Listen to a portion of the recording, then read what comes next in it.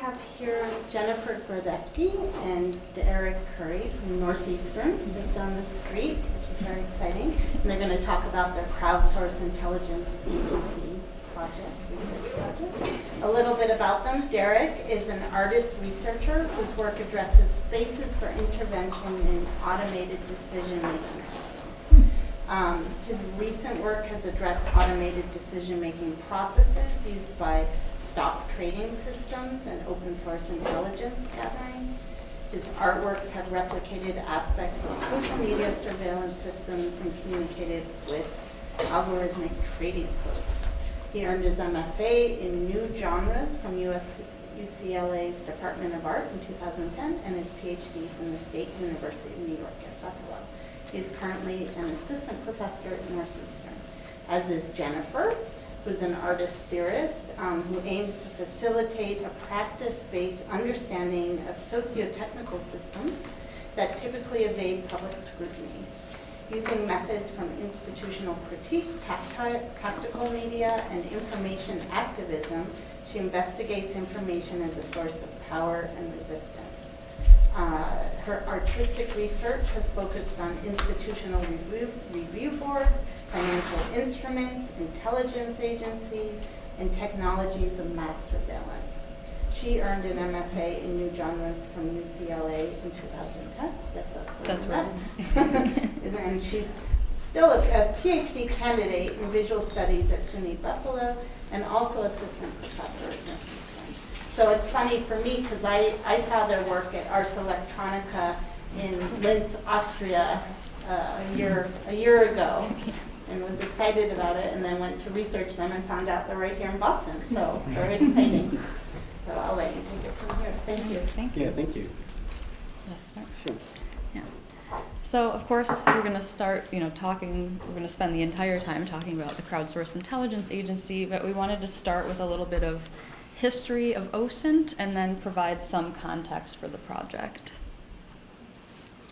So I should say, feel free to interrupt if you have questions.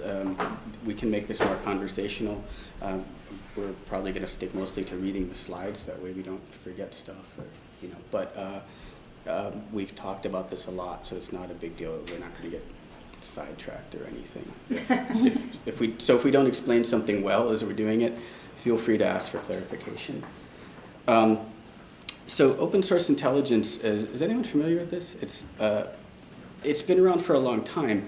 It's intelligence that's collected through publicly available sources, and for most of its existence, everybody knew what that meant. It was primarily academic articles and foreign news sources, public records.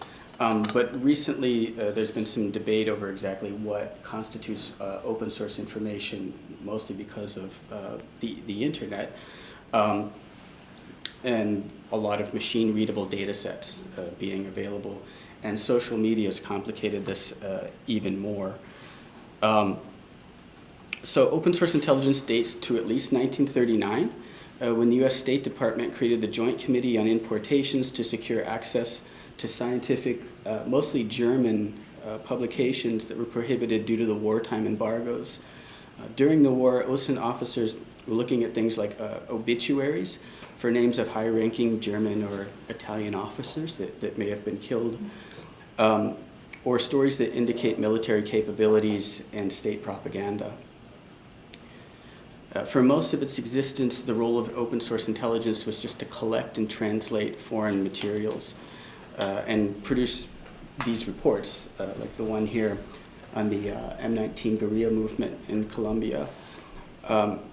You'll notice that the report's marked for official use only, so even though open source intelligence is collected from publicly available materials, it often receives some level of classification once reports are compiled. We've now entered what some people, mostly researchers at RAND, are calling second generation OSINT. And this has to do with Web 2.0 and the abundance of user-generated content.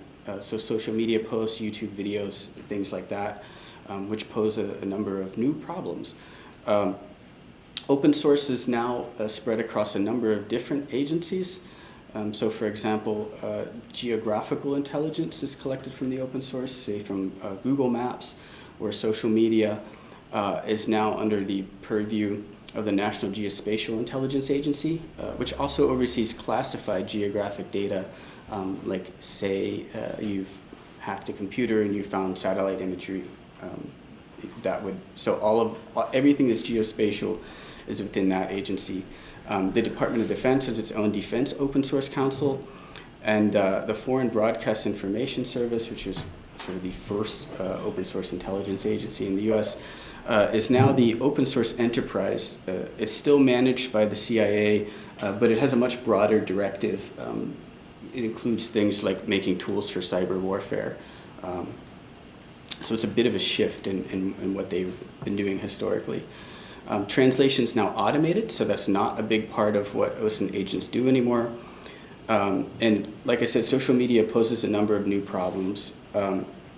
User-generated content it's hard to verify the credibility of it. When you're looking at primarily news articles, you know that it's written by a journalist, and the journalist probably was looking at something that might be intended to be misinformation, but at least you know that this person has some sort of credibility in that area. Social media, anyone can say anything about things they don't know, or distribute misinformation over Twitter or things like that. Also, the information that comes from social media is distributed across a number of different platforms. Each of these have their own methods of storage, protocols for accessing that information, and also methods for communication. Like it could be hashtags or things like that, or how things are found. In addition to that, it's also more prone to typographical errors, or any number of mistakes that people who don't have someone fact check or reread what they post right. Because of this, analysts use off-the-shelf tools to help them collect social media data. Sometimes they buy data sets from commercial data brokers. And these data sets and off-the-shelf tools were created primarily for commercial interests to help people market things over the internet. They weren't meant for intelligence agents to use, so they're not optimal. Can I ask, would these be the folks watching things like RT, for example? Mm-hmm. Yes. Definitely. Yeah. So the increased bureaucracy and dependence on commercial entities, which are primarily focused on marketing, has created problems within the intelligence community. They recognize this as a problem. And the former deputy director of the CIA said that open source intelligence is not a tightly integrated discipline, and that the various agencies had virtually no capability to share electronically the information that they possess. I'm going to turn this over to Jennifer. Yeah, so I wanted to shift to talking about more of the context, the public debate surrounding OSINT. So with the release of the Snowden leaks, the debates about the dataveillance practices of intelligence agencies entered public discourse. I'm not sure why that got dark. That's really odd. Okay. Is it dark on your computer? No, it's not. Strange. You can keep talking. Okay, yeah. But unfortunately, people without familiarity with techniques for data collection or analysis often don't understand how large troves of unstructured data and metadata become intelligence, and they often assume that if they have nothing to hide, these systems shouldn't concern them. Because of this, dataveillance of social media and other publicly available information has not faced the same public scrutiny over privacy as the bulk collection of emails or cell phone data. Part of what impedes a public understanding of large-scale OSINT surveillance is made possible by the rise of big data and the analytical tools to process it. Big data is inherently inaccessible to the public, both in terms of the access to the database and the ability to process it. The public does not have access to the same amount of data that intelligence agencies do. Weird. Now we can see it again. Okay. But even when the public does gain access to massive troves of data, they generally do not have the computational capacity to quickly process and analyze all the data, or the time to develop the technical competencies that they need to understand intentionally coded and specialized documents. Twitter, for example, only offers a limited amount of its data stream to the public and academic researchers through its API. However, the full fire hose is available to companies, including government contractors, who have the ability to pay for and process it. And MIT. There you go. We're in the right place. Lev Minovich created a hierarchy of data classes for Big Data Society that places those that have the expertise to analyze it at the top. The middle class is comprised of people or organizations who have the ability to collect big data, and the bottom contains those who only make data consciously or not. And Vian Bakir argues that the current civic infrastructure for genuine public debate over mass surveillance is currently too weak to facilitate change from below.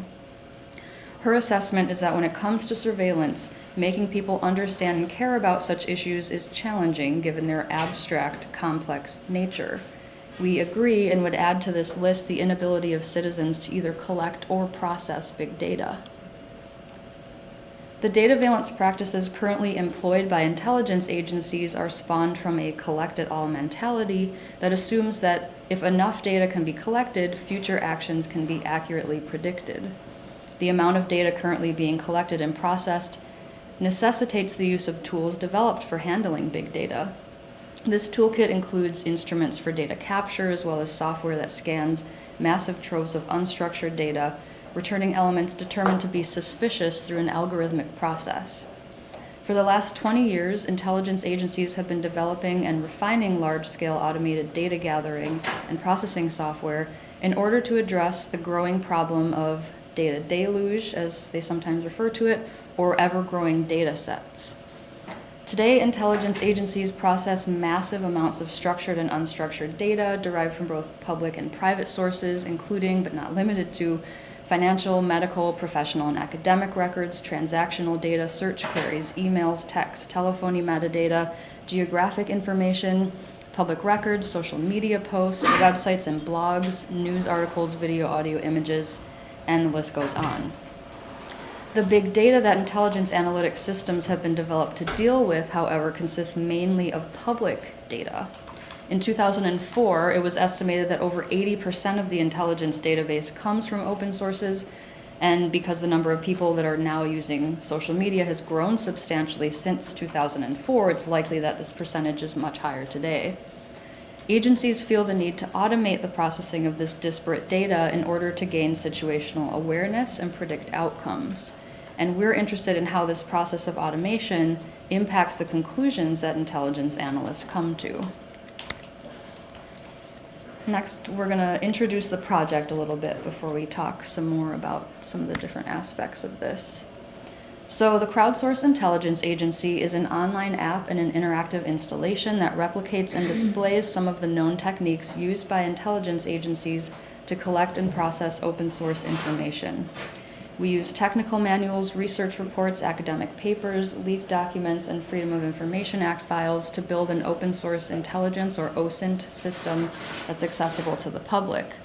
The goal of the project is to expose potential problems, assumptions, and oversights that are inherent in current dataveillance systems to help people understand the effectiveness of OSINT processing and its impact on our privacy. So we've made several variations of the installation. One of them that I really like is the public terminals. And this is an example of one that we did in Boulder at a startup called Quick Left for the Media Live event at the Boulder MoCA. And what it was is there's a screen behind a window, and on the window were stickers with capacitive touch sensors, so people could just touch the window and review Twitter posts of people that were in the exhibition. So typically when we do an exhibition, we make a watch list for the people that organize it and the other artists in the exhibition, which is fun. So when they touched it, it would switch to show a feed, or? They could touch it to move to a new post. They could actually play the video from there, and they could rate Twitter posts as to whether or not they thought they were a threat to national security.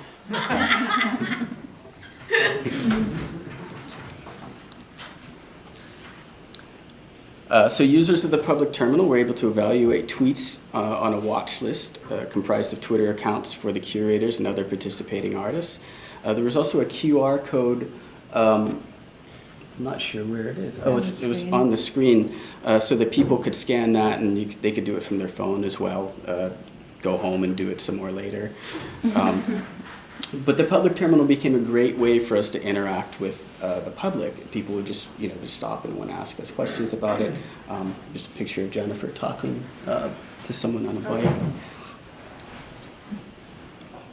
Where is this, Tom? That was in Ireland. Boulder. That was in Boulder. Yeah. Is Yeah, there one in Ireland? we Yeah. did. Yeah. So the project, I should have started with that, was actually a commission by Science Gallery Dublin for the Secret exhibition. And so they built the first version of it for us. What you'll see. Yeah, it'll be in the video. Yeah. Oh, there it is, yeah.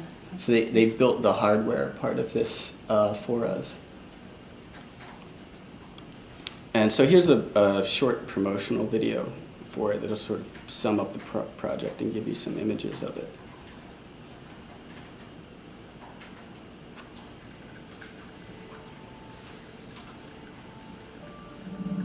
We now know that our social media posts are being read by intelligence agents.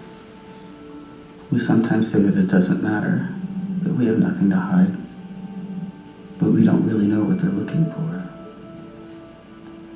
What's it like to be an intelligence agent and look at what people post?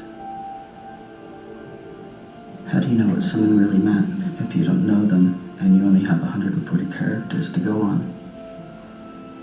What little we do know comes from leaked files, technical manuals, and documents released through Freedom of Information Act requests.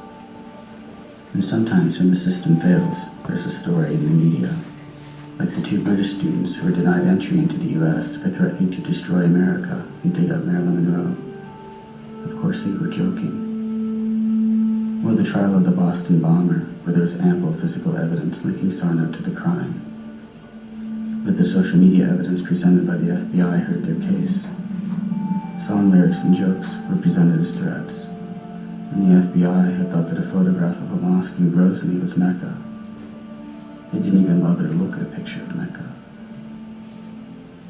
Computers running machine learning algorithms can automate this process and label tens of thousands of posts per second.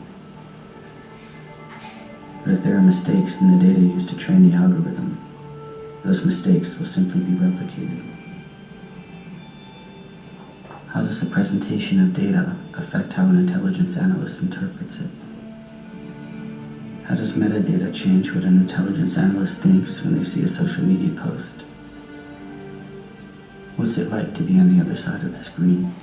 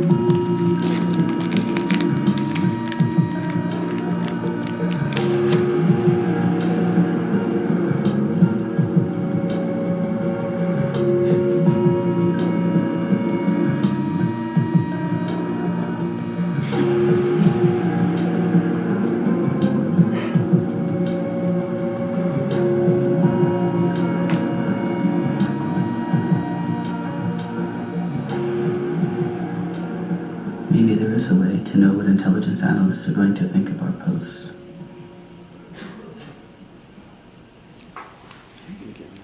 Yeah. So I want to describe some of the components of the project too. So there is the social media monitor, a surveillance interface where users evaluate tweets based on their threat to national security. In the top left of the interface, CSIA agents or users of the app have access to the tweet's metadata and the reasons why the tweet was selected.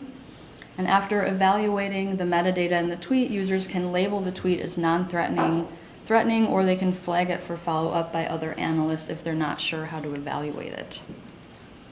Another component to the project is multiple naive Bayes supervised machine learning classifiers that label tweets as suspicious or not. All of the classifiers use a naive Bayes algorithm, but each classifier is trained on a different corpus. So there is the crowdsourced classifier, which is trained on a corpus that was labeled by visitors to Science Gallery Dublin's secret exhibition, and over 16,000 tweets were rated. There's the terrorism classifier that was trained on tweets from Twitter accounts of known terrorist organizations like ISIS and Boko Haram. There's the intelligence agency classifier that was trained on tweets from the official Twitter accounts of intelligence agencies. And then there is the agent Bayes classifier, which is trained on a corpus of tweets that I manually labeled after researching and attempting to simulate the process and judgments of intelligence analysts. And CSIA agents, or users of the app, provide feedback on the accuracy and the idiosyncrasies of the predictions. I have a quick question. Yes. So when you're training on the corpi or whatever corpuses, if you're having Irish people do this instead of American Yes. people, you must have huge discrepancies. We have a lot to talk about Okay, in cool. relation to that. Yeah. We Okay. have some funny stories about some problematic vectors, I'd say. Definitely. That's a good question. So another feature is the social media post inspector, where users can enter and submit text to see if a social media post is likely to be considered threatening by intelligence agencies before they share it on social media. And of course, the watch list, where users can target themselves and their friends as subjects of social media monitoring. It provides them with automated evaluations from our machine learning classifiers, and you can see them in the top left of the metadata. There's an agent Bayes evaluation and a crowdsourced classifier evaluation on this particular screen, and in this instance, they disagree. The watch list shows how social media posts may be treated by OSINT surveillance systems. And again, feedback on the algorithms is collected from our participants. And you can see on the right side of the screen, participants indicate the factors that inform their decision. And finally, there's the resource library that links to the many documents that inform the creation of this surveillance system. All right, so next up, I wanted to talk a little bit about some of the assumptions that I've found in my investigations of the analytical process. This is coming out of my dissertation research. So if we go back to the example of SARNev, intelligence analysts assume that open source information from threatening individuals may contain some kind of indications of their plans. This assumption relies upon the logical fallacy of hindsight bias. It's premised on the belief that if someone is a known threat to national security, evidence of their intentions would have been available all along, and this evidence could have been pieced together to prevent an attack. Intelligence agents use this logic when they attempt to go back and connect the dots or build a mosaic. These are two common visual metaphors that they use, and they analyze OSINT of indications of intentions. Analysts also tend to assume that data is raw and unprocessed, and in lexical trace that directly corresponds to activities in the world. Data is understood to be the raw building block for intelligence, and within a traditional data information knowledge hierarchy where data are processed to produce information, and then information becomes the raw material for intelligence. In this conception of data, the context for the creation of data is edited out. It does not factor into the knowledge, or this conception doesn't factor in the knowledge that is required to collect data or the ways that data is shaped by certain practices. Many theorists, of course, on the other hand, have argued for a reversal of this hierarchy. They maintain that data do not emerge on their own as isolated facts, but are created using prior knowledge and shaped by certain practices. In this view, data are not pre-analytical but cooked. They're processed prior to reaching the analyst via choices that are made in terms of what to capture, how the database will be formatted, and as well as work forms and other software. Another assumption that I have found via analysis of leaked documents and ethnographic reports is that more data is better. Intelligence analysts are afraid they're not sharing enough information with each other, especially after 9/11, and they simultaneously feel like they're drowning in too much information and struggling to process all of it and make meaning out of noise. And this collect it all and share it all approach has resulted in too much data for human agents to process. This information overload leads many intelligence analysts to assume that if only they could collect and process all the data using big data analytics, the data would be able to speak for themselves, free of theory. And there's a lot of evidence I've found that intelligence analysts are generally skeptical of theory. Booz Allen Hamilton reflects this assumption in their field guide to data science when they state that the key to performing data science is understanding the data they have and what the data inductively tells them. The logic is that software will find meaningful patterns that human analysts can't perceive, and if agents can process all the data, they'd be able to produce more accurate predictions, and prediction, of course, is central to the intelligence analyst practice. It starts to become clear that the assumptions held by intelligence analysts make them susceptible to big data myths. This is compounded by the fact that epistemology is rarely discussed in the intelligence literature. And this brings us to next generation information access, or NGIA systems, which automate the role of the analyst, performing value-added content processing to massive continual flows of information. Tech companies develop and pitch these technologies to the intelligence community as so-called smart systems that provide various automated functions for the analysts. They collect, process, and analyze data. They generate reports and allow for customizations like watch lists and predictions. Companies boast of their ability to combine structured and unstructured data from many sources. Troves of supposedly raw OSINT are processed and analyzed to find hidden patterns, allowing the data to inductively reveal these hidden truths. So one of our main contributions to conversations about OSINT surveillance has been in the area of machine learning. And I should probably say, or just explain that we weren't trying to make a good machine learning algorithm. What we were trying to do is replicate the mistakes that we had found in news stories, which tended to be the ones that were either really, really spectacularly bad or funny for whatever reason, funny enough to make the news. Interestingly, when we started to make these machine learning algorithms, they worked better than I had expected or hoped. They tended to be around 70 to 80% accurate consistently. If you just opened it up on Twitter, we're only looking at Twitter. So when we would just turn this loose on like Twitter and look for like DHS keywords and then automate it, like you'd find ISIS pretty quickly. What's really interesting is you'd also find these instances where you're not sure if it's ISIS or maybe some like 14-year-old kid in his basement that's upset because he's playing a video game and lost. And so that's what we're really trying to like show people with this. So naive Bayes classification is, I'm sure that we're usually not talking to people that have familiarity with this, but it's really nothing more than a statistical comparison of features from a test case to features in a model. In the case of social media posts, the features are just the words and the potential pairings of words in the posts. Naive Bayes is the machine learning classifier most commonly used by intelligence agencies because it assumes independence among features, which is to say that intelligence analysts don't need to know why something is a threat. They only need to know that it is a threat. They don't have to identify the specific words in it for it to work. So since intelligence agencies are generally working with incomplete information, so they may know that somebody's associated with known terrorist organizations, but they don't have the exact connection, naive Bayes is an obvious choice. But not knowing why something is potentially a threat can produce problems and false positives.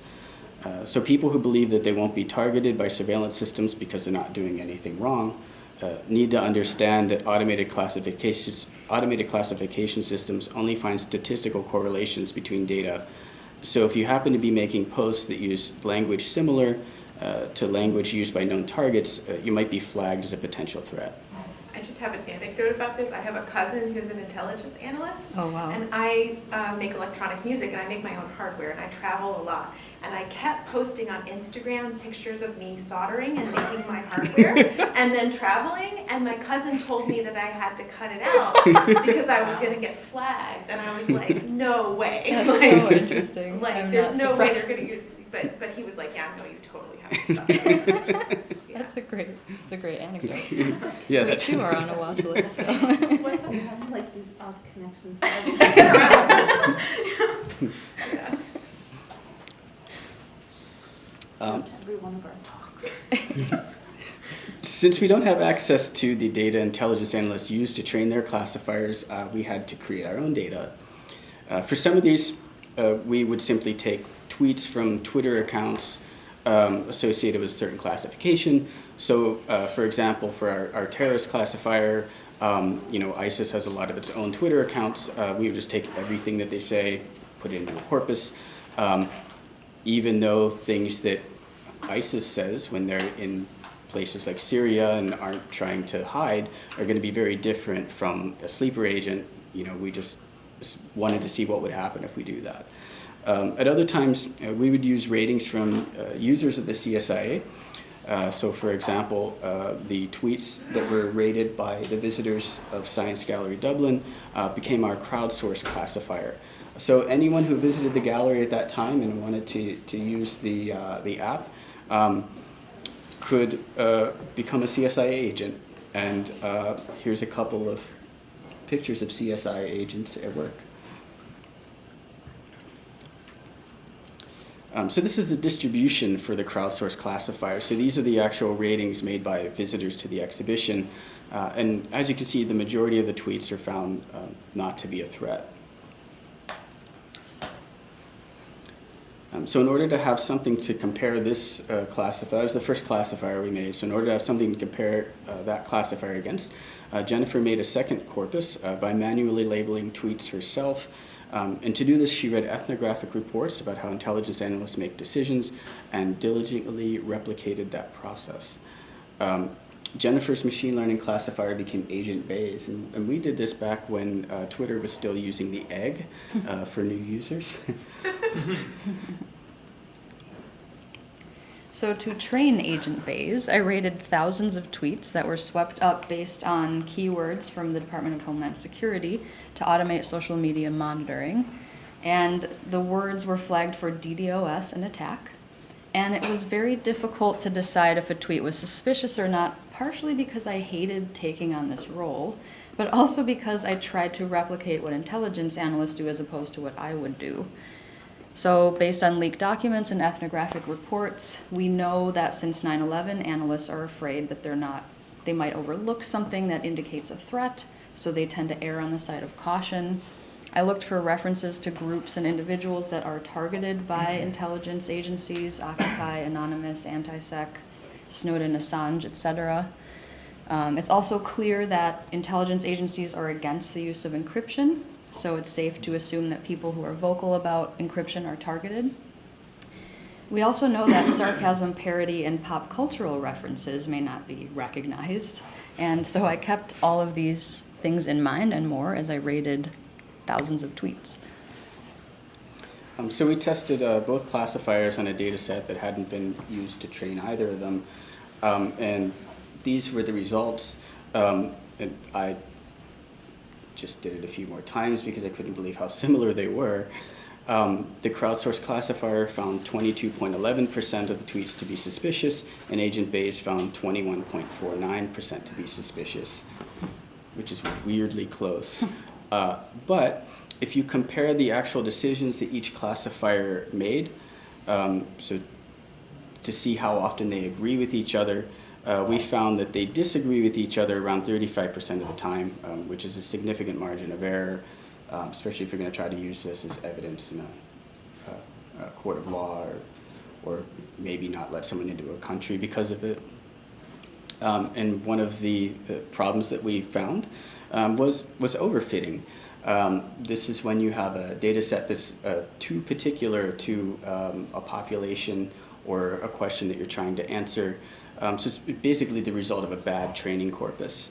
And so these are the vectors for the crowdsourced classifier.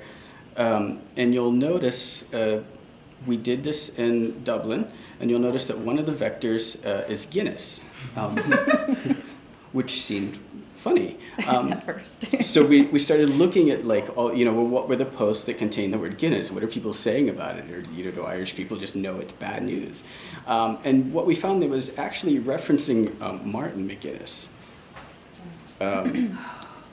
the former leader of the IRA, which is a legitimate threat if you're, if you live in Dublin. So if I was an intelligent agent using one of these systems, the underlying data is black boxed. You receive, says this is a threat, but you don't get to let me see all 1,000 tweets that said this and why, try to figure out why the machine made that judgment. And so this brings up a lot of problems when you're dealing with like cross-cultural surveillance or even subcultural surveillance. You might have slang or something that's used by a subgroup of society that's not understood to mean something completely different. Or you're American and you think that every time you see the word Guinness, it has something to do with beer. So while the algorithm itself is naive, the person, ideally the data scientist that's using it, needs to have a clear idea of what should be put into a training corpus and what should be left out. As we mentioned in the video, there's significant physical evidence linking Sarnov to the marathon bombing, which might have created hindsight bias for the agents reviewing his Twitter account. We talked about how they didn't even double check the background photo of his Twitter account to see if it was actually Mecca, or it was actually his home mosque in Grozny. They also misrecognized song lyrics and jokes from the television show Key and Peele as evidence of terrorist activity. And then it was later learned that Sarnov actually had a separate Twitter account where he posted all of his extremist views. So the one they were looking at, he wasn't saying anything that could have linked him to the bombing in it.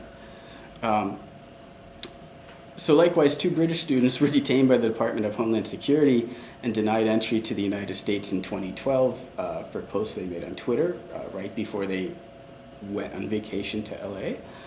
And these are the tweets right here. The tweet on the right is actually a quote from Brian, the cartoon dog on Family Guy, from an episode where they said they were going to go dig up Marilyn Monroe.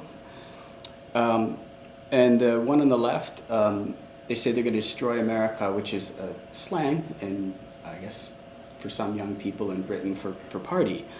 But both of these posts were misidentified as a threat by the DHS, and they were detained for 48 hours. They were searched for spades and other digging tools, and then denied entry and sent back. They didn't find any evidence. Digging tools? Yeah. I'm just back from a conference in Germany where one of the speakers, an American, was not allowed to fly to Germany by the U.S. Because he was part of Gamergate. And so, he was on the good side and the bad side jumped him. Huh. And that whatever that Interesting. interaction generated was Some kind of a security issue. Wow. This guy thinks it is.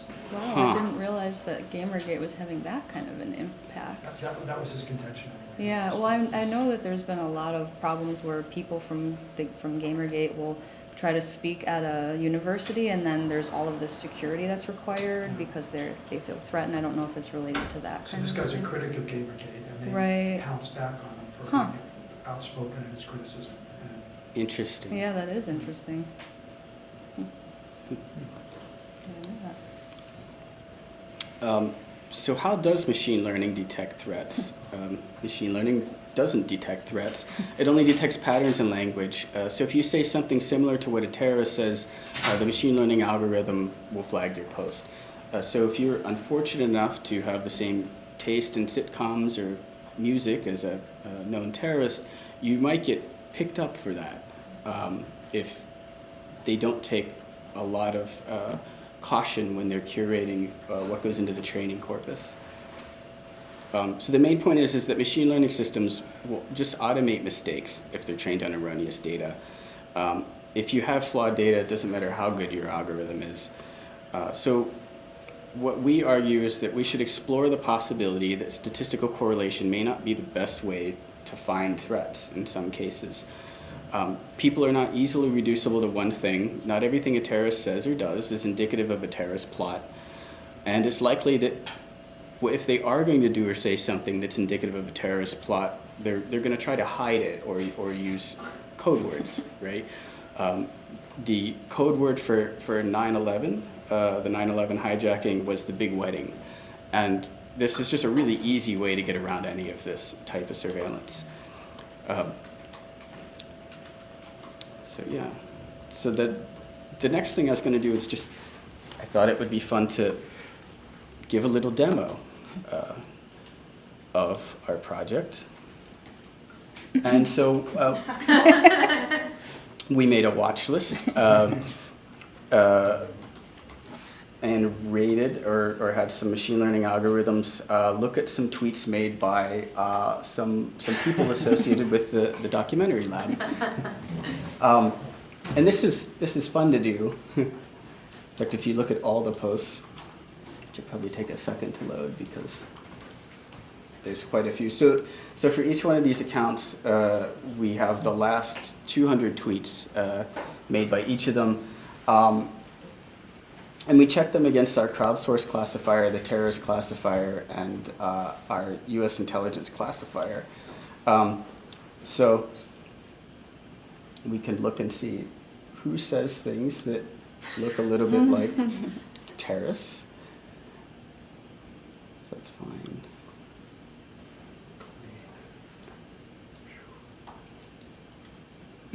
So here we go. 99.48 correlation. But not suspicious. Not suspicious by Agent Bayes. What's interesting is... There's a suspicious one. Yeah. Woo! I made the Probably list. down there. Oh, yeah. Can you do a search by suspicion? Yeah. It's- Yeah, you can. But let's look and see what he said. That's me. I can't even remember this. 2015, I have no idea. Oh, so he's considered I thought it was It's interesting that it's similar to a terrorist and an intelligence agency.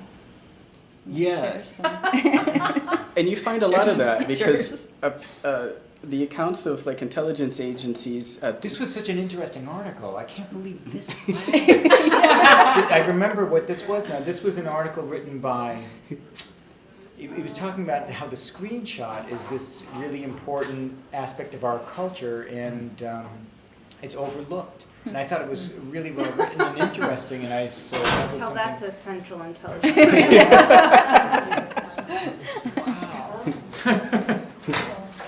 Sorry to interrupt, but it took me a second to remember what that was about. Yeah, no worries. I see. Anyone want to play with this? You're welcome Or to. we could just keep. Do look a little like a terrorist. Oh, yeah. Look at Sarah's. Wait. Yes, Sarah. Oh, sorry, I clicked all posts again. Oh, I'm in there too. Yeah. We found you. So we're looking for the percentage on the...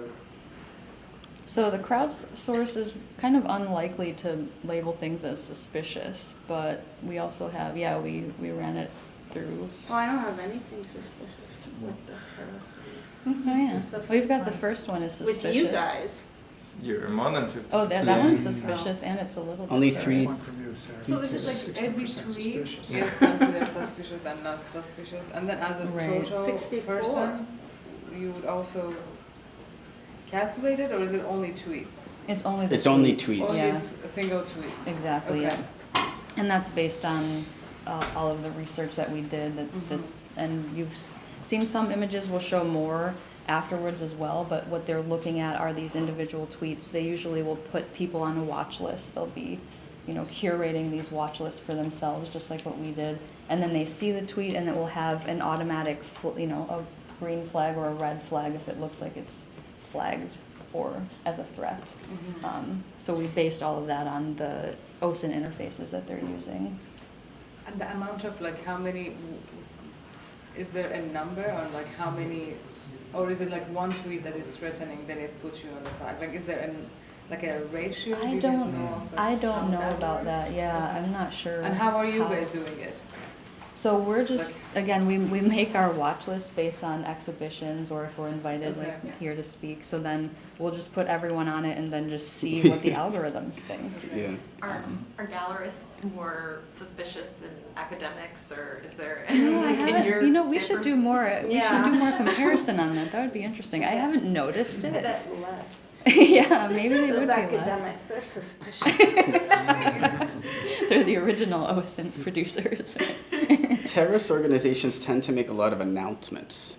So if you maybe that's why if you it make a lot seems of so- announcements, you tend to look more like a terrorist. Yeah, go back to the list. I think there's someone else who. The first one to the left. Oh, Oh, Björk? Not suspicious? I'm not suspicious. Mhm. Yeah, we looked at 200, the last 200 Wow. tweets. Oh, wow. Good. I'm more You're staying suspicious. under the Little bit radar. like an intelligence. You can also see the keywords. So if you tend to say any of the words used by the DHS to search things, you'll get to see what those are. Hmm. So I get on the list because You're not? Because you're in, yeah. You're Yeah. not, no. So how did I get on the list for 60%? Because you mentioned them, maybe. Oh, I don't know. Yeah, let's see. Yeah, let's look at that. Now It's that I on the realize bottom. I'm terrorist, thank you. It's only looking at the text in the tweet too. Right. We're not comparing photos or anything like that. Yeah, that could be So interesting. this is the highest one, but No wonder.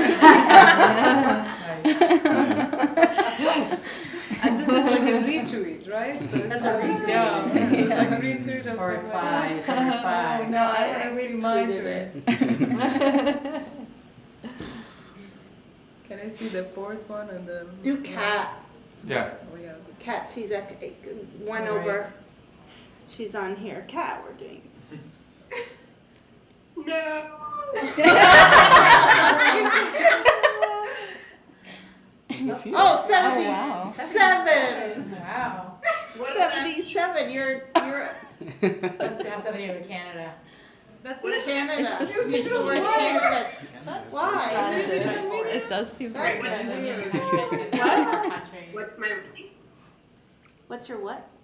sorry, what is the 70, what's the How much? number? How much of a terrorist you might be? Oh my goodness. And this is the text. And this Everybody is knows the that text. Canadians that are into media are Why complete would this be terrorists. Award Yeah. in Canada, right? Dead. Deadline, dead. Oh yeah, deadline, yeah. I mean, just being Canadian. Do they? must put Can you you up see there. what words are giving it? Can you go back and see what words? what the words were? Oh, What yeah. the words are that they're picking? Is up? it That because has they a were all key. caps Text. and the word dead is on Oh, each sure, side? not be angry. You're right. That could be I a think trigger. it's just a, I can't read the screen, so somebody's gonna have to read it out for me. Mm. Oh, It was so a, where's the 77? yeah, that one didn't have any words flagged. Yeah, That was there's just no- the Bayesian there's no keywords. analysis of it that it, But you don't know Was- what they're. Yeah, we don't know what it right, was. because it's They didn't have any words, Cat. Just somehow. How about the they just 75%? added the something to do with 77. the linguistic check this. structure of it, or Gaza, Gaza. Yeah, that'll do it. that makes, yeah. Has a very Moving, Gaza moving. Scene end. The end. Wow. And Gaza moving end. So we That didn't should move. put you on the pro-American side, though. Yeah, that's true. We didn't remove links, so it could be that if you're posting something with a link that Oh, other people have tweeted other that people have or tweeted, seen or if threatening. part of that URL is identifiable, you know, it could be things like that as well. I don't know. I looked at the vectors, and the top vectors are all things that seem relatively obvious, but I didn't go down past like 10 to see what all of them were. When you're talking about vectors, are you talking about like word-to-vec kind of things, or? Yeah. Might be good to, there's not a lot of NLP people here. So word-to-vec is a way of assigning numbers to language. And this was going to be something I was going to talk about, but so there's ways that you can find like patterns. The classic example is when you say, what's it, king minus crown minus something equals queen. So there's like little patterns that you can find, that words that are often closely numerically together tend to be related. And so it's a way to put language into like a Cartesian space. That's a good way to explain it. And what we're doing with ours is we're looking at independent words and then word pairings of 2 and 3 words. We don't go beyond that. So if you say something that has like 4 or more words, it won't pick that up. But yeah, it could just be the sequence of words that people are using. King minus man plus woman is queen. It would be an example of like a word to that classic. So should we finish up? Sure. Okay.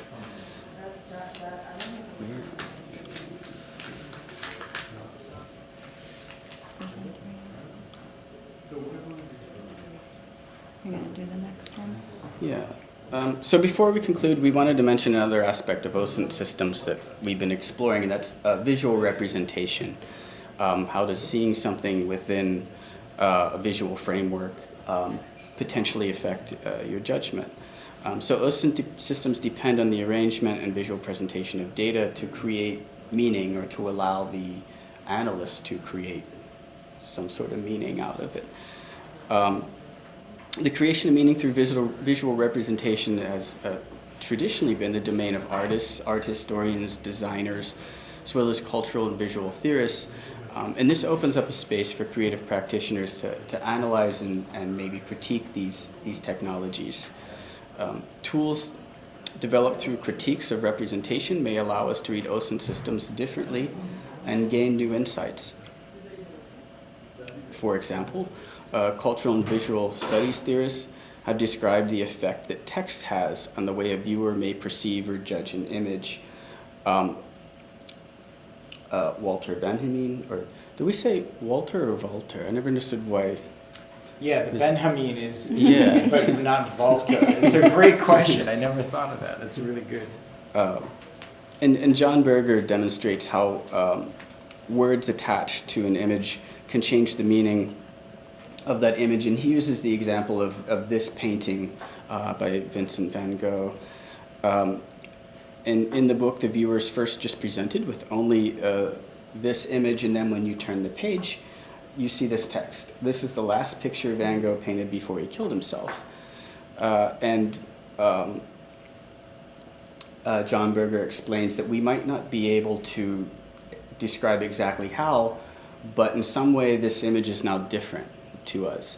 Of course, art historians have debated whether or not this was, in fact, Van Gogh's last painting, but that's sort of beside the point. In a similar way, in the context of an OSINT system, keywords, agent reviews, and the predictions from machine learning algorithms can function as labels or captions that change the way analysts see social media posts. So if you see a post and you're not sure what it is, it seems a little ambiguous, but you've got 2 classifiers saying that this is probably a threat, it could definitely skew the way you might evaluate that post. Likewise, juxtaposition, which is placing two or more objects next to each other or putting them in a sequence, is another artistic strategy used to emphasize certain qualities via contrast or comparison.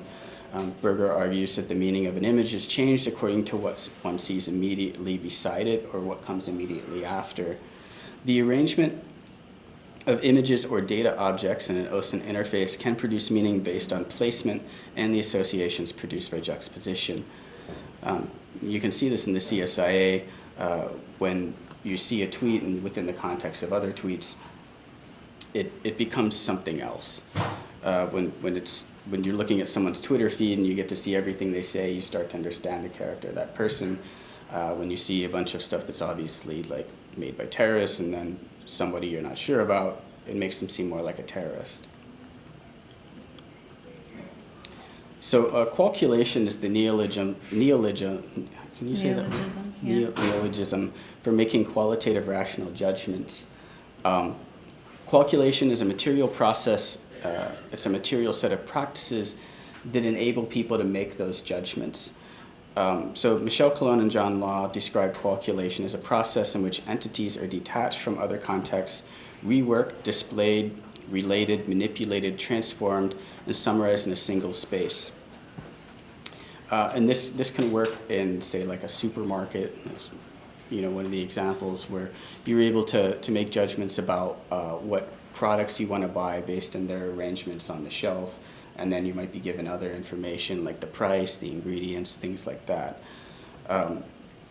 Qualitative poetics is a term that we've been using to discuss the creative rearrangement of those elements needed to make qualitative rational judgments so that the spatio-temporal frame in which judgments are made becomes the medium and the judgment is actually the aesthetic experience. And this is what we're trying to show people with the CSIA, is like evaluating social media posts based on new criteria is actually an aesthetic experience in and of itself. Intelligence agencies regard analytic tools for parsing, arranging, and presenting data as empirical and scientific, but those tools depend on the arrangement and visual presentation of data to create meaning. So the CSIA, we argue, uses a visceral heuristic to demonstrate that meaning is not created solely through rational calculative means. All right, yeah, so now I'm going to conclude our talk, and I wanted to talk again about public oversight and a little bit about some means for intervention. Through the practice-based research of the CSIA, we've concluded that in order for the public to have meaningful oversight of automated intelligence analysis, and in order to create effective tools for counterveillance, which is protecting against or countering surveillance, and sousveillance, or surveillance from below or watching the watchers, the public needs two main things: the literacies to understand how these systems work and the data they produce, and access to the data that intelligence agencies use to train their algorithms. Without this data, the results returned by the CSIA will only resemble the results and mistakes made by OSINT systems. The CSIA provides prototypes for counterveillance and sousveillance tools. The social media post inspector, as we talked about, is a feature that enables counterveillance by showing social media users how their posts might be interpreted. The user has the option to rephrase the post to avoid algorithmic scrutiny, or they could decide to overload a post with language that creates false positives. An informed user may even decide to refrain from tweeting altogether. The CSIA watch list, on the other hand, can be used for sousveillance. Users may choose to include law enforcement, intelligence agencies, government contractors, or other members of the intelligence power elite to keep track of their social media posts using dataveillance techniques and participate in a crowdsourced and distributed watching of the watchers. The CSIA provides a means of experiential learning about OSINT processing, revealing some of the problems, assumptions, and oversights that are inherent in these technologies in order to help people understand the effectiveness of predictive policing and its impact on our privacy. The public needs to be able to ask questions about how a computer program determines if they're a threat to national security, and to question the practicality of using statistical pattern recognition algorithms in place of human judgment. By reproducing the types of problems inherent in the processing and displaying of big data for intelligence analysis, the CSIA fosters a critical awareness of some of the assumptions that are inherent in dataveillance technology. By creating some of the conditions for technical and data literacy, as well as prototypes for sousveillance and counterveillance, the CSIA takes some of the first steps towards meaningful public oversight of OSINT surveillance. Thank you.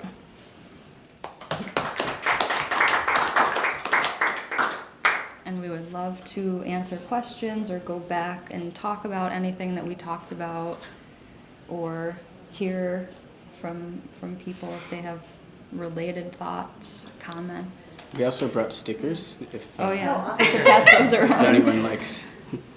I think there's a, yeah. So, thank you. That was very useful.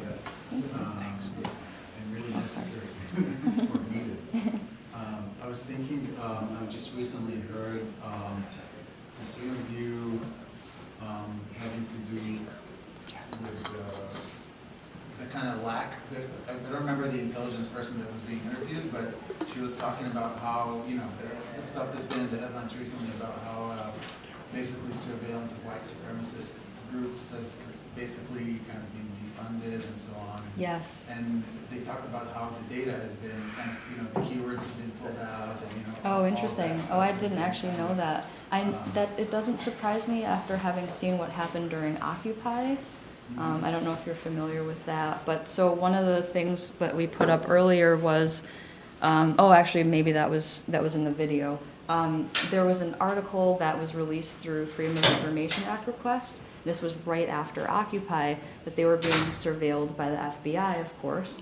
And one of the things that the FBI found, and this was in Texas, was that there was this right-wing militia that was targeting, they wanted to have snipers that were going to shoot Occupy members. And they weren't worried about this. They weren't elaborating on this in their file at all. It was just focusing on Occupy. It was just mentioned as if it was like an aside. So I'm not surprised to hear that, knowing that that was happening back in 2011. I had heard about them not being watched. I didn't realize they were removing words from the watch list. But to me, the kind of interesting thing is I was thinking of it actually in the context of the other question I had, which was whether there's been any interaction with existing intelligence agencies around. Oh, so this. much, so much. I mean, the reason why we first got interested in this is because we found out that we were on a watch list. And we were like, you know, what was it that led us to that? And it was actually our loose affiliation with Occupy, because we were trying to cross a border and we were separated, interrogated. And the thing they kept saying is, have you ever been arrested? And we're like, no, and they didn't believe us. The Canadian border agents didn't have enough information, we realized. They knew that we were flagged, but they didn't know why. They're very polite Canadians. They knew they had to detain us, but whatever information they had wasn't very much. So they were trying to figure out with us like why they would need to stop us. And, Yeah, so that's one part of it. But then since we started this, the majority of the people that have signed up for the app are intelligence analysts and contractors. Interesting. Really interesting. And then recently, I just saw this yesterday. We were followed by someone from the Pentagon, and I was looking. He's following like Melania and Trump, and all of these intelligence agencies. And we're the only thing on there that's art or critical. I think I don't know if they just can't tell. I think it really is tactical media that they're interested in these. In our program. But, that would be an interesting kind of backdoor through which to float, for example, if this database on white supremacist activity kind of floats through your system.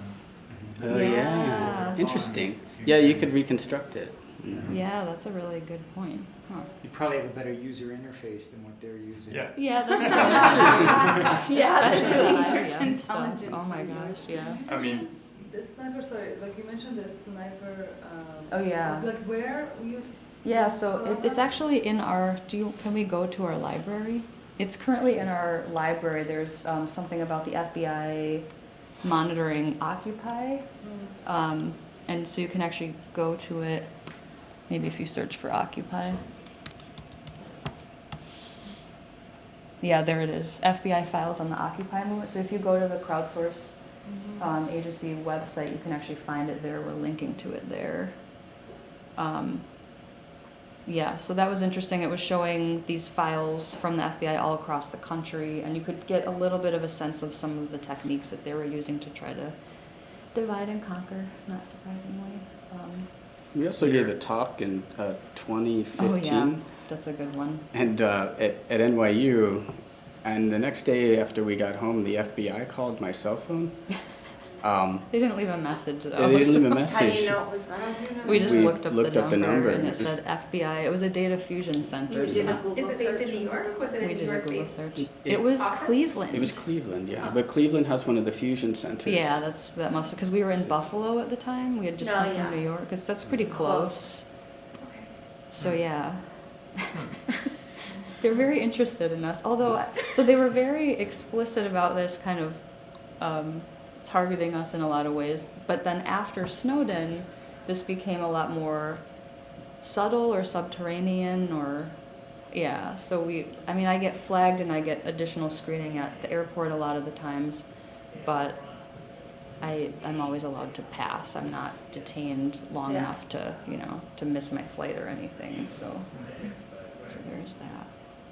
I mean, it could also, part of the problem, so here at the Media Lab, Joe Ito had a post where he advocated that instead of calling it artificial intelligence, we should call it extended intelligence, because that change of wording puts it in another category where we view it as a way of extending our own human capabilities. Yeah. And I think part of the problem here is that some of the analysts don't have the cultural references they need.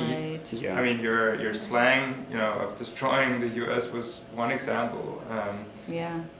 So if maybe they could use extended intelligence or AI, whatever we want to call it, to extend their own cultural abilities. Yeah, that's true. And that could be a solution. I mean, it's probably totally naive, but if they're following you, like maybe you could step. suggest some of that. Yeah. So, Right. Yeah. Yeah, they're definitely looking at what we're doing. There's a RAND report that just came out a couple months ago, and they were advocating a few things like that. One was just they should hire more data scientists, and Yeah. they should train their OSINT agents in data science.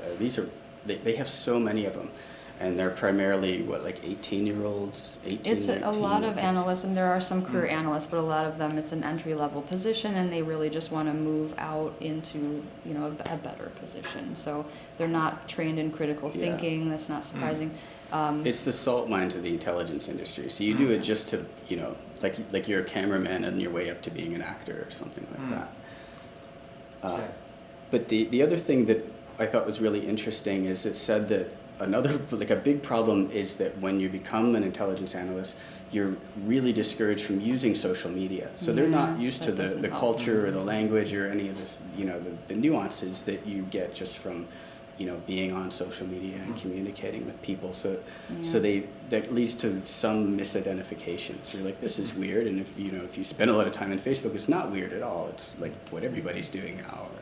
Yeah, there's Yeah. even just the difficulty of if you know someone intimately and they send you a text, it might not be clear if it's in jest, if it's sarcastic. I mean, even if we really know someone intimately, we still might not be able to tell. Right, we still might be So, yeah, that's a good point. That's an interesting idea. So kind of using that as a platform of Yeah. giving some suggestions. Yeah, my dissertation is full of many suggestions, so I'll have to publish run this, that. term. Yeah. And it's going to come up as, Yeah. okay, all these people are using it as as a slang word. Or it could be an Oh, image. you have so many terrorists. Oh my God. The other sort of parallel is, for instance, Facebook banning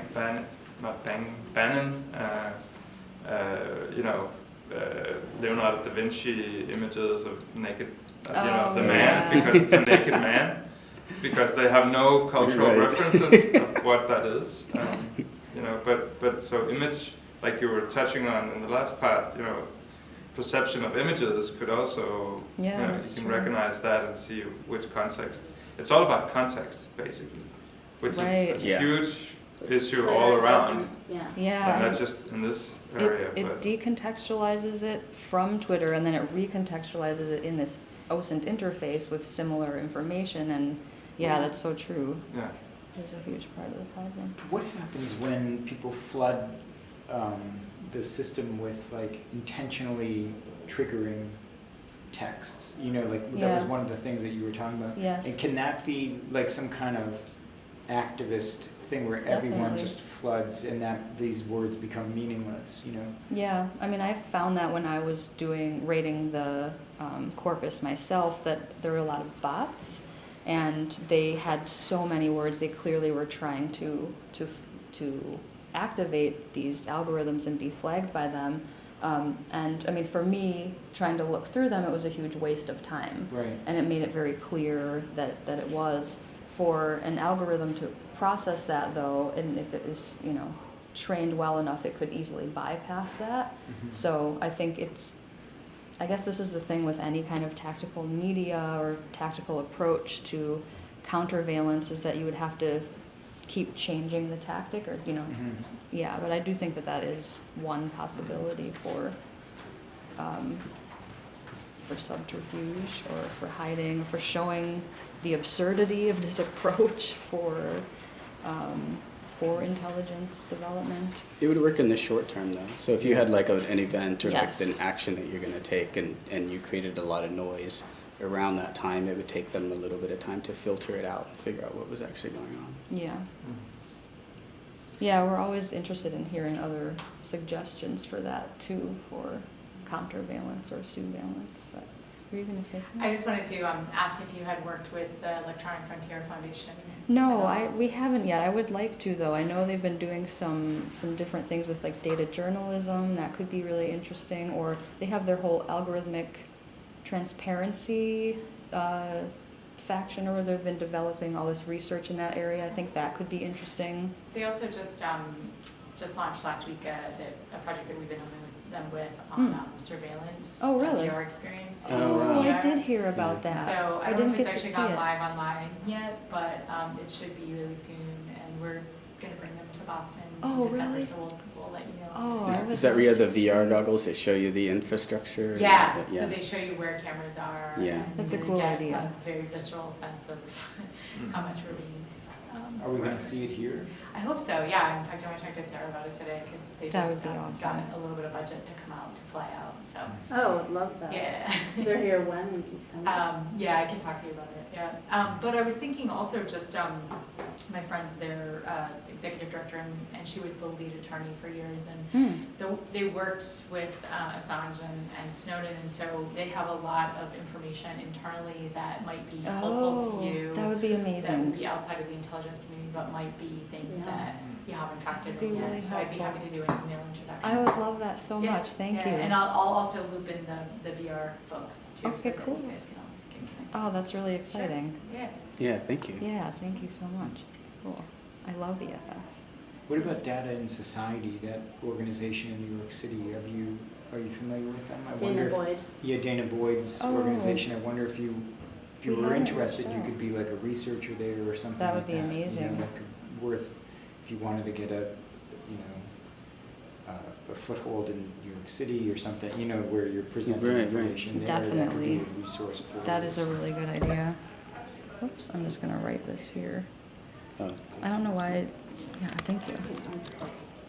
I think, anyway, I've been like in survival mode because I'm trying to finish my dissertation. So it's good to think about this stuff. Another interesting thing that just makes me think is like how this can potentially make yourself censor, like Definitely. just Yeah. getting this. So I travel all the time, and I'm like, okay, if I put this on my computer and I get Right. like detained in the airport, will it be like a huge flag? Maybe they think you're actually, an honestly, I do like that. That's, Yeah, they and might. I think actually quite a bit about my tweets and stuff, and so I'm happy to see I wasn't a suspect, but Yeah, but you it's were. actually a pretty big problem because we should actually express all these Yeah. things freely, Definitely. Yeah. And I'm sort of a little bit ashamed, but I do censor myself a bit. Yeah, no, I can Smart. really, yeah. Underground. My Yeah. cousin, who's the data analyst, the only thing he puts on Facebook is pictures of fish that he catches. It's like it's a fishing because you can't find anything, you know, questionable You can't about possibly fishing. be interpreted that way. Yeah, nothing fishy. That could be a strategy, though. Like depending on what kind of fish you're Yes, posing with, that could mean exactly. something. Yeah, They're so kind of a coded. Coded. Yeah. Yeah, maybe. I have a quick question for you just about sort of this trend of Gen Z that I think there was some research last week that was released about employers are saying now that they are having trouble finding entry-level employees from Gen Z that have social media accounts for communications jobs because Gen Z is, unlike millennials, completely has no social media presence and doesn't know how to use it. So I wonder Really? this just came out last week. There was People in an their NPR. 40s. Yeah, it was I either heard it on NPR or That's podcast, but fascinating. Gen Z has been sort of moving off. I mean, we saw with like Vine, that was like that was like the shift, I think, when that started happening, and they're much more interested in like authentic experiences. They tend to watch more YouTube videos from their peers rather than listen to corporate media, which is why corporate media is now using YouTube videos They sound a lot more of their like peers Gen to X. sell their products. Yeah, so they're more likely to go and find somebody who's their age, who looks like them, or who they see as similar to them, to be influenced for a product than they are to listen, because they know what's authentic and what's not better than generations before them. So they were talking about this trend, and I just thought, well, that's interesting. I wonder how that's going to shift the work that you're doing in terms of being able to even, and the intelligence community is doing, in terms of being able to find intel. How is that going to change? Yeah. Have you thought about that? Well, one of the things, I mean, it makes me immediately start thinking about the Internet of Things, and I wonder how connected they would be with the, the amount of, the lack of privacy that is on a lot of these devices. I would have to learn more about those kind of behaviors, but we are interested in doing something with Internet of Things next. There's also, of course, just being in public space and data and face recognition that's being collected, or even just, from your phone at any given time. So, social media is just one. Of course, that's the open source side of things because you're willingly putting it out into public.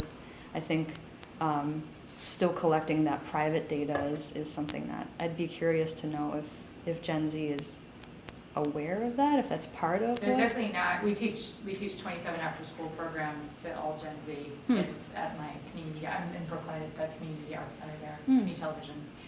And cool. we have a public VR lab there as well. And I find in the classes and from the teacher data that we're getting that they're not super media literate, but that kind of dropping out of social media, Yeah. we definitely seen that for a while. But That's interesting. I think part of that is them wanting to do things collectively, similarly to millennials, but then kind of doing it offline because they've seen a lot of things online and they kind of want to drop out a little bit of that. Yeah, and that's have more understandable because their identity is always following them if they are doing everything online. But they're not necessarily more media literate than other generations. They don't know how the back end of things work, so they don't tend to think of those critical, really important critical thinking. They don't have those skills because they haven't had to challenge those kinds of assumptions around what they're seeing for content online. But they do have a sense of like things being inauthentic. So it's interesting. Yeah. There's room to train them on it. Yeah. That might actually help in terms of like if you're an intelligence analyst trying to find things. If people who are just playing aren't getting in the way. Yeah. A lot of what one of the reasons why they really want to use social media is because there's been some uprisings in Iran and places like that where social media was their main source of information and they learned about things as they were happening in real time and so that's what they really want is stuff like that one of the problems they have when they just start surveilling like all social media is that they have to protect the identity of U.S. citizens, at least, and so that poses like a second set of problems, like when you're processing things, if you do find information that's a threat, and this might be why they didn't know why we were flagged at all, is because they didn't have the information. Yeah, like that, the information would have to be withheld because we're U.S. citizens and they know stuff, but they're not supposed to, you know, they can't store it and say like this is what it is, and so that they have the connection. So I don't know. I guess I'm just sort of like thinking out loud here, but it seems like it would help if there was less stuff for them to sort through. Yeah, I mean, there's definitely this impulse that I've noticed over and over again in all of the leaked documents that I've looked at and the ethnographies that I've read, of this desire for omniscience.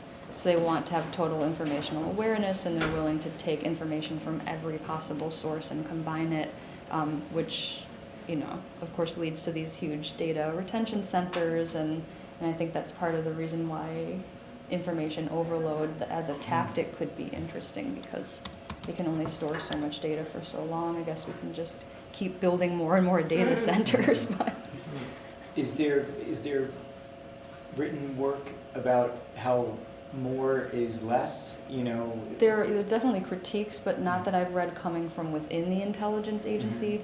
But you know, data theorists like Rob Kitchen, for example, right. I remember is a great reading, example. Yeah.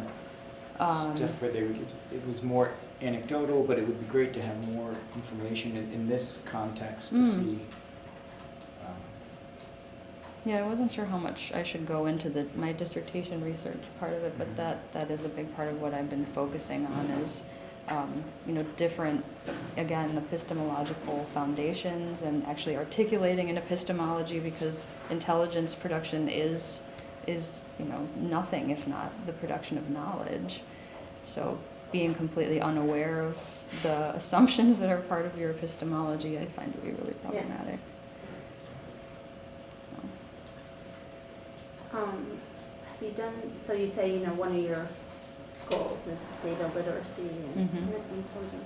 Have you done focus groups with this work and what people are getting out of it, the public? No, we haven't.